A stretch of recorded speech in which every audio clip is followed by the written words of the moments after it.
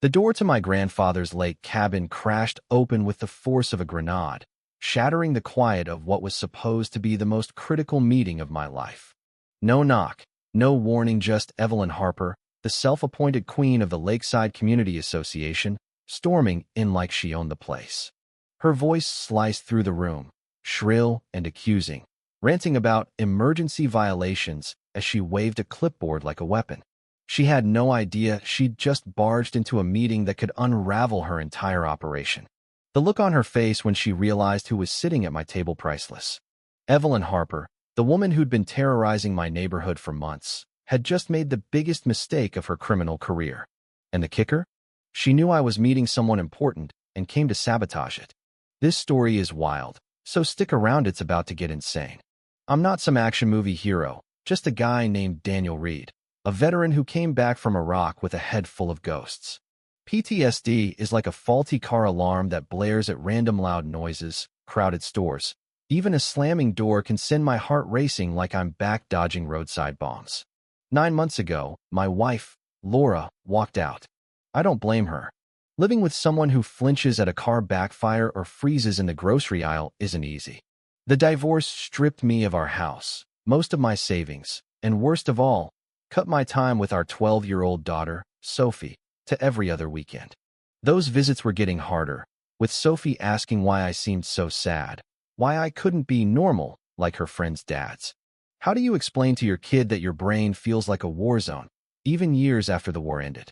The only thing I kept was my grandfather's cabin on Lake Huron, a weathered, 60-year-old haven of cedar beams and creaking floors, built by his own hands after Korea. It wasn't fancy, but it was my sanctuary, the one place where the world's noise faded, replaced by the soft lapping of lake waves. I dreamed of healing there with Sophie, rebuilding our bond. That dream lasted 3 weeks. Evelyn Harper showed up at 7 a.m. on a dreary October morning, her sharp knock triggering every combat instinct I'd tried to bury. She stood on my porch, a polished woman in her late 50s, dressed like she was heading to court, clutching that damn clipboard. "Mr. Reed," she said, skipping introductions, "I'm Evelyn Harper, president of the Lakeside Community Association. We need to address serious violations on your property." Something about her felt off. Normal people don't look excited to deliver bad news. She knew everything about me, my PTSD, my divorce, my custody arrangement, even my bank account details. Later, I learned she'd been an insurance adjuster until her license was yanked for fraud. A brutal divorce had left her broke, and she'd turned her rage into a twisted game of manipulating others. Evelyn didn't bother with minor complaints. She went straight for the jugular, citing an emergency lien procedure that could force me to sell the cabin within 30 days. "You're living here illegally," she declared, flipping through her clipboard with glee. "Code violations, unpermitted structures, environmental hazards." Then came the gut punch. "Does your little girl know her daddy's a lawbreaker?" Unstable veterans raise questions about custody, don't they? Her words hit like shrapnel, weaponizing my deepest fear that I wasn't fit to be Sophie's father. She leaned in, smirking. "Fight me, and I'll make sure Sophie sees you for what you are, a broken vet with a history of violence." I wanted to unleash the rage I'd spent years taming, but my grandfather's voice echoed in my head. Good men don't back down from bullies, not to fight, but to protect those who can't protect themselves. That night, digging through old boxes, I found a 1960 property deed that changed everything.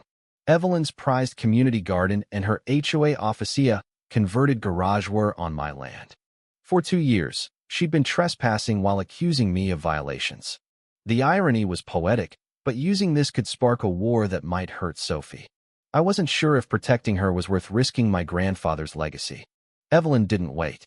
Within 48 hours, she filed an emergency court order, demanding compliance with her fake violations. Then she escalated, calling Sophie's school, posing as a concerned citizen, worried about a veteran with documented mental issues having unsupervised visits. My ex-wife called, voice trembling. "They're saying you're unstable, Daniel. They showed me photos of the cabin that looked dangerous. Maybe we should rethink custody." Evelyn poisoned the community too, whispering at the local diner about the troubled vet by the lake, never outright lying, but letting rumors do the damage. Neighbors avoided me, Parents clutched their kids tighter when I passed. My PTSD, something I'd worked so hard to manage, became her weapon in a smear campaign I couldn't fight. Then came Tom Carter, a surveyor Evelyn had coerced. He showed up at my cabin, guilt-ridden, a Marine who'd served in Afghanistan. "Brother," he said, staring at the lake. "Evelyn's got me by the throat. My business owes $18,000 in taxes, and she promised to fix it if I fake your property reports." He handed me a folder exposing Evelyn's pattern: an elderly widow forced to sell her home, a military family foreclosed over bogus fines, a small business shut down by sudden zoning issues. All vulnerable, all isolated. "She's not crazy," Tom whispered. "She's a predator who knows exactly how to break people." He played recordings of Evelyn ordering him to fabricate violations, her voice cold. "I don't care if it's legal, just make it convincing in court." Her ex-husband, a county official, gave her insider access to permits and investigations, making her untouchable until now. The real turning point was Sophie. Walking home from school, she overheard Evelyn on the phone and recorded it for a class project. "The daughter's the weak point," Evelyn said.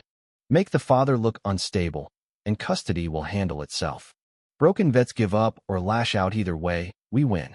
Hearing her plot to destroy my bond with Sophie filled me with a fury so cold it steadied me. Sophie, eyes wide, said, "Daddy, you're not dangerous. You're protecting us, right?" She's the scary one. My 12-year-old saw me as her hero, not a broken man. That recording wasn't just evidence, it was a felony conspiracy caught by a child's innocence. Enter Sarah Brooks, a property law attorney with a vendetta against HOA fraud after losing her family farm. "Daniel," she said, "the state attorney general's office needs your case to push for reform. But one wrong move, and Evelyn will paint you as a dangerous vet." The 1960 deed proved Evelyn's garden and office were on my land, a legal bombshell. Sarah and I built a case: financial records of Evelyn's $31,000 embezzlement, surveillance of her coaching, fake witnesses, Tom's testimony, and Sophie's recording.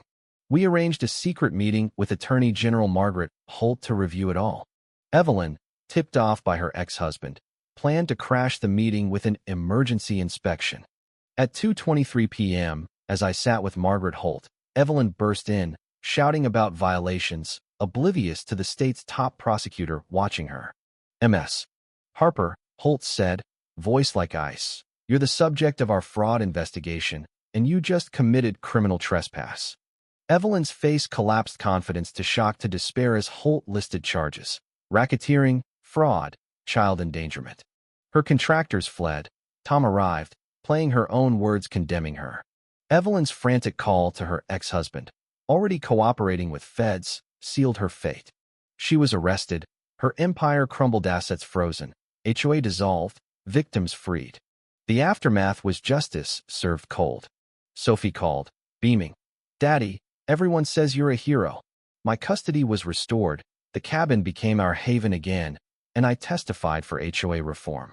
Evelyn's illegal office was torn down, replaced by a community compost bin, fitting into her reign. Bullies only win when good people stay silent. I fought for Sophie, for my grandfather's legacy, and for every family Evelyn tried to break. Stand up, document everything, and never let anyone weaponize your pain. What would you have done? Drop a comment. Where are you reading from?